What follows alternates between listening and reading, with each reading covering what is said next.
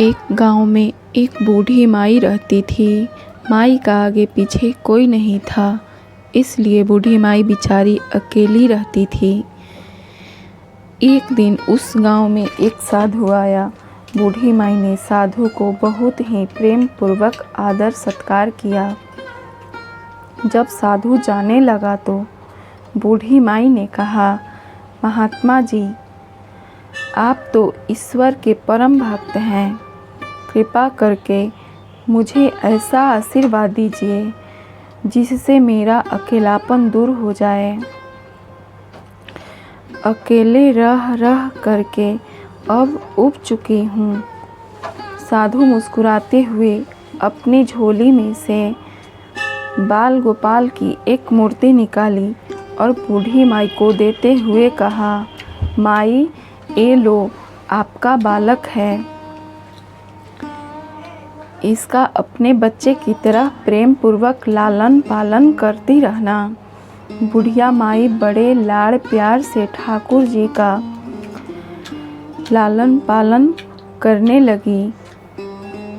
एक दिन गांव के कुछ शरारती बच्चों ने देखा कि माई मूर्ति को अपने बच्चे की तरह लाड कर रही है।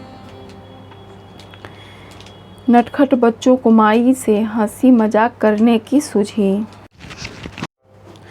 उन्होंने माई से कहा, अरे मैया सुन, आज गांव में जंगल से एक भेड़िया घुस आया है जो छोटे बच्चों को उठाकर ले जाता है और मारकर खा जाता है।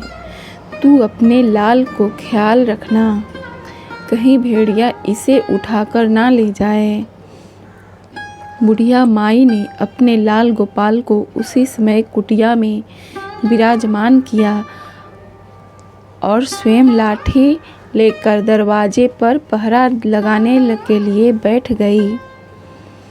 अपने लाल को भेड़िया से बचाने के लिए बुढ़िया माई भूखी प्यासी दरवाजे पर पहरा देती रही।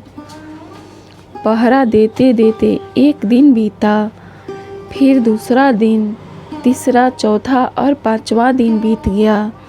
बुढ़िया माई 5 दिन और 5 रात लगातार बगैर पलके झपकाए भेड़िए से अपने बाल गोपाल की रक्षा के लिए पहरा देती रही।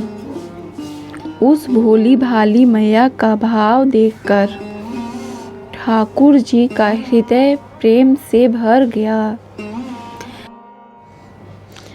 अब ठाकुर जी को मैया के प्रेम का प्रत्यक्ष रूप से आस्वादन करने की इच्छा हुई। भगवान बहुत ही सुंदर रूप धारण कर वस्त्र आभूषणों से सुसज्जित होकर माई के पास आए। ठाकुर जी के पाँव की आहट पाकर माई डर गई कि कहीं दुष्ट भेड़िया तो नहीं आ गया मेरे लाल को उठाने। माई ने लाठी उठाई और भेड़िए को भगाने के लिए उठ खड़ी हुई। तब श्याम सुंदर ने कहा, मैया, मैं हूँ, तेरा वही बालक हूँ जिसकी तुम रक्षा करती हो। माई ने कहा, क्या? चल हट, तेरे जैसे बहुत देखे हैं, तेरे जैसे सैकड़ों अपने लाल पर न्यौछावर कर दूँ। अब ऐसे मत कहियो, चल भाग जा यहाँ से।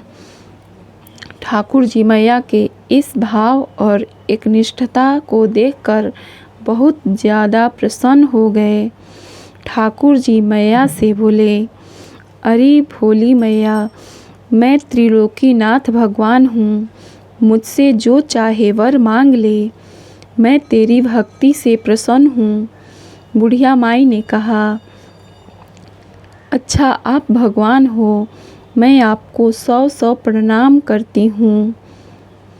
कृपा कर मुझे यह वरदान दीजिए कि मेरे प्राण प्यारे लाल को भेड़िया न ले जाए।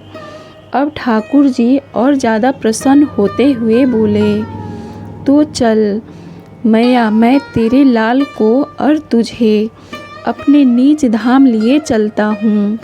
वहाँ भेड़िए का कोई डर भय नहीं है।